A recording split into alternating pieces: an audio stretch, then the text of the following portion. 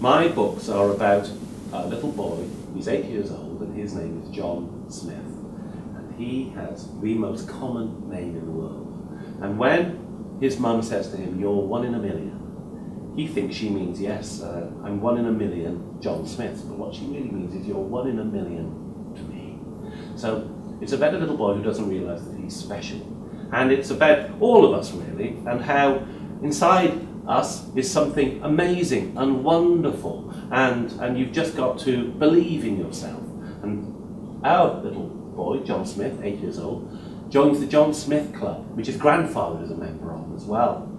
And it allows them to travel and have adventures in amazing worlds. So he may be John Smith, an ordinary 8-year-old schoolboy, but he's also actually a pirate, or he's a knight in armour, or he's a spaceman, or he's a cowboy, and he can have these incredible adventures which no one would ever know anything about other than him and his granddad. So he may look like a normal, ordinary little boy, but he's actually extraordinary and wonderful, and that's what these stories are all about.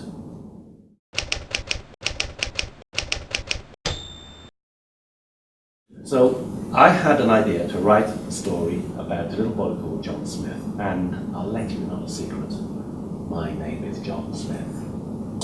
So I've lived with this name all my life, and you know, whenever I actually my full name is John Smith, believe it or not, because whenever anybody says to me, "What's your name?" I say John Smith, believe it or not. Because people say, "You're not really John Smith, are you? That's a made-up name. Are you a spy? Are you something else completely different? What secrets are you hiding? Why are you calling yourself John Smith?" But actually, my name is John Smith. And I asked my dad once, "Why did you call me John Smith?" And he said, "Because with a name like that, no one will ever make fun of you." So I thought, one day I'll take that name and I'll write a story about a normal little boy and see if we can take him on amazing adventures. But really, you don't have to be called John Smith to get the idea. It's about all of us. It's about all of us and all our lives. And so that's why I had the idea of writing about John Smith.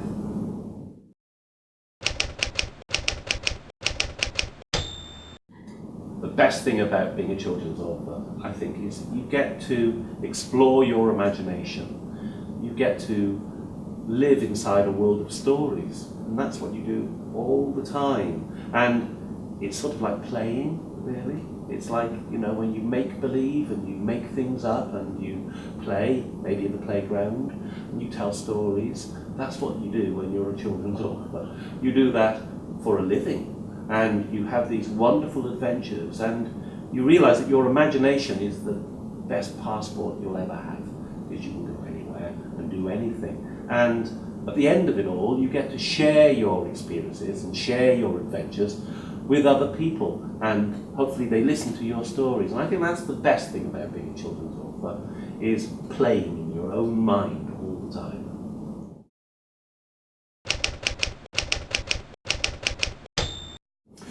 When I was a child, I read the Beano and I read the Dendy, and I'm going to be wrong here, but I think the Beano came out something like every Monday, and the Dendy came out every Thursday, and so I was never more than 3 or 4 days away from either the Beano or the Dendy.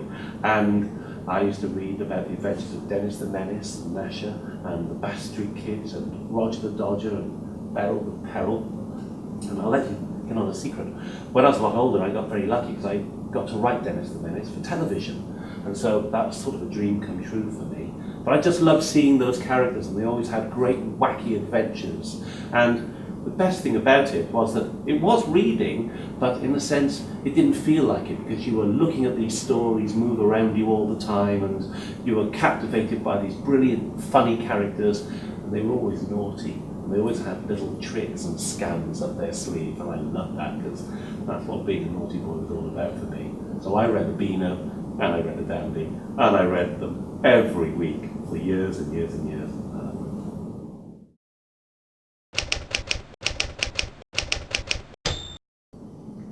So I've got 2 little girls, one is 6 and one is 8, and I've spent a lot of the last 8 years reading them bedtime stories. And I've got to discover authors that I wouldn't have known about really if I hadn't have had children of my own. I love Julia Donaldson, I love her books, I think they're beautifully illustrated, and they're always simple, and they've got a really lovely story behind them, and something touching and emotional, but really, really funny. So I really like Julia Thompson. And another writer called Anthony Brown, and he wrote a book called My Dad. And it's all about how a child sees their dad. And when you're little, you see your dad as being this huge, all-conquering giant who can do anything. And he's the best at everything. He's the funniest, he's the fastest runner, he's the best football player. He can sing better than anybody else. And that's sort of how my kids used to see me. And that's that book, My Dad by Anthony Brown. And I really, really like his work. And I also really like Shirley Hughes, because Shirley Hughes wrote a series of books called My Naughty Little Sister. And I've got 2 daughters, and my youngest is really naughty. And when I read her those books, it felt like I was looking in the mirror or seeing my own daughter written into a book. And I realized that some things that happen between kids, brothers and sisters, as you're growing up, have happened for years and years and years. You know, that your mum or your dad, when they were little with their brother or sister, were probably just the same. And so I think that she's written a beautiful book.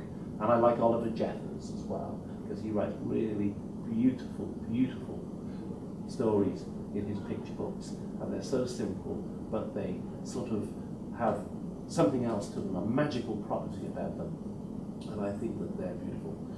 And I suppose as well, J.K. Rowling. My daughter is now reading Harry Potter.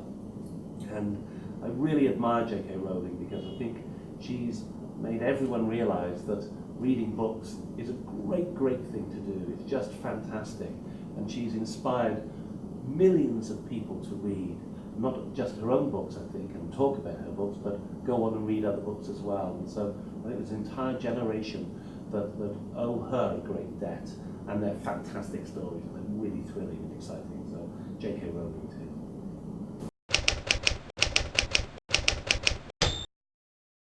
Okay, so I think the key ingredients for a fun adventure story I think you need really good characters. I think that's the first thing. I think that when you read a story, you want to believe in that character, and you want to believe that what they feel is something that you may have felt as well. And that means that if there's a bully in the story, then you've got to believe it's a sort of real sort of bully. It's somebody who you can believe in, and that it can give you the right emotion. And I think that characters who are believable and are interesting characters, maybe interesting is a better word than believable, are people that you want to go on the journey with. And you must want to go on a journey with a character, because that way you sort of, as you read the book, you put yourself in their shoes, and that's really important. You must believe that you're standing where they're standing, you're feeling what they're feeling, and that you're curious to know what is going to happen next.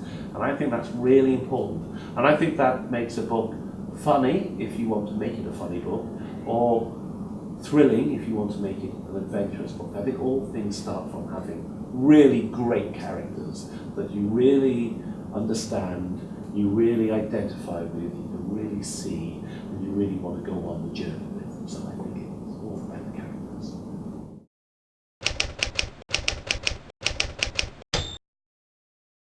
So for several years I have written film and TV, and I love doing that, and it's different to being an author. You work with a lot more people when you try to make a film or a TV show, and you have to have actors acting in it, and a director directing it, and there's lots and lots of people involved. But it's taught me some really good things as well about writing books. And I think the best thing about being a screenwriter, and something that you use when you write books, is you learn to think very visually when you write films or TV. You're always thinking about, how does this look? And you're also always keeping the pace up. So when you write a film, it's all about the dialogue and a little bit about how you describe the action. And I sort of did that writing my books. I tried to have a lot of dialogue and a little bit of action, and not too much description, and I didn't describe the emotions too much, so that I could let the story breathe and I could keep the pace up. So it's all about the pace, it's all about the twists and the turns, and keeping the viewer, if it's a movie, interested and curious, always asking what's going to happen next. If you can get somebody on the edge of their seat wondering what's going to happen next, you've cracked it. And I think that's the best thing that I've learned from being a screenwriter, and what I've tried to bring into writing books.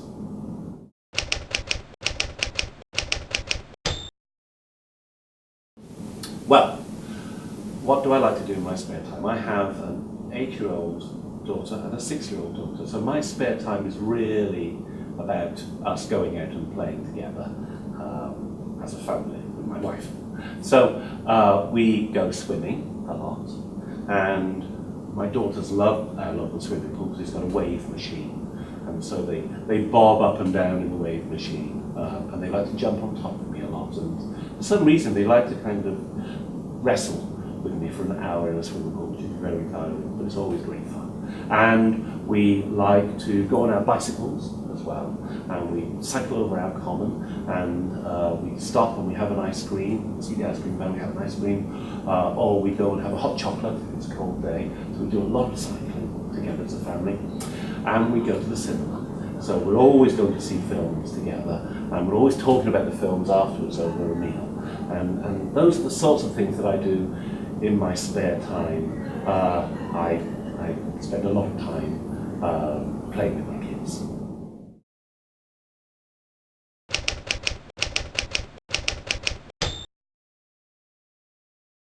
So, advice for anyone who'd like to be a writer. I think the first thing is you must do what you love doing. So you've got to really enjoy it. You've got to be thrilled at the idea of cooking up a good story. And that's all about getting that pen out or that computer and really sitting there and thinking up your best story, and have fun. It must be fun. You must find it fun. And you must write as if you're writing to entertain yourself. So it's got to be what you would find fun or funny, or what you would find scary if it was a ghost story, or thrilling if it was a mystery or an adventure of some kind. So I think the most important thing is write for yourself.